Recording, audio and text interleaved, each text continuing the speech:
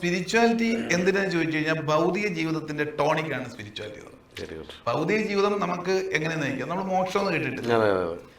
മോഹത്തിന്റെ ക്ഷയത്തെ മോക്ഷം എന്ന് പറയുന്നത് മോക്ഷം. അപ്പം പൊതുവെ നമ്മൾ കേട്ടിരിക്കുന്നത് ഈ മോക്ഷം എന്ന് പറയുന്നത് എല്ലാം ത്യജിച്ചു അതാണെന്നുള്ളത് അല്ല. അല്ലെങ്കിൽ വിചാരിക്കും ഇവിടുന്ന് ജീവൻ പോകുമ്പോൾ ഭഗവാന്റെ അടുത്തോട്ട് പോകുമ്പോൾ അതാണ് മോക്ഷം, ഇങ്ങനെ കരുതിയിരിക്കുന്നത്. പക്ഷേ സ്പിരിച്വൽ സയൻസിന്റെ പെർസ്പെക്റ്റീവിൽ പറഞ്ഞു കഴിഞ്ഞാൽ മോക്ഷം എന്ന് പറഞ്ഞാൽ ഇവിടെ തന്നെ നമ്മൾ ജീവിക്കുമ്പോൾ മോക്ഷത്തിന് ജീവിക്കുക. അതിന് 4 കാര്യങ്ങളാണ് വേണ്ടത്.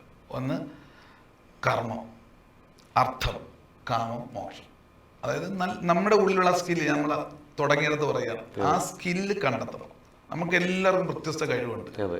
അതിനെ കണ്ടെത്തി കഴിഞ്ഞാൽ അത് ആവശ്യമുള്ള ഒരുപാട് ഈ സമൂഹത്തിലുണ്ട്. അത് കണക്ട് ചെയ്യുന്നിടത്താണ് ഒരാളുടെ വിജയം. ഇപ്പൊ ഞാൻ തന്നെ ഈ ഫീൽഡിലുണ്ട്, ഈ രംഗത്തുണ്ട്.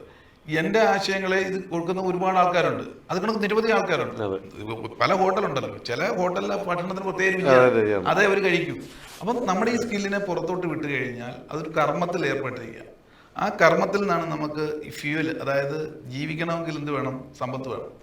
നല്ല അർത്ഥസമ്പാദനം ഉണ്ടാകും, നല്ല അർത്ഥമാണ്.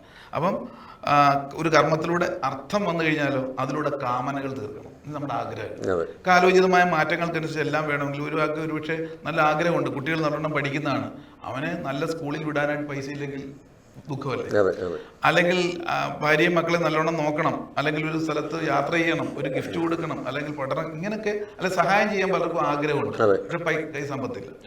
അപ്പം അത് എവിടുന്ന ഉണ്ടാകട്ടെ? നമ്മുടെ കർമ്മത്തിലൂടെ അർത്ഥസമ്പാദനം ഉണ്ടായാൽ കാമങ്ങളെല്ലാം അതിലൂടെ സ്വയം പര്യാപ്തനാകും.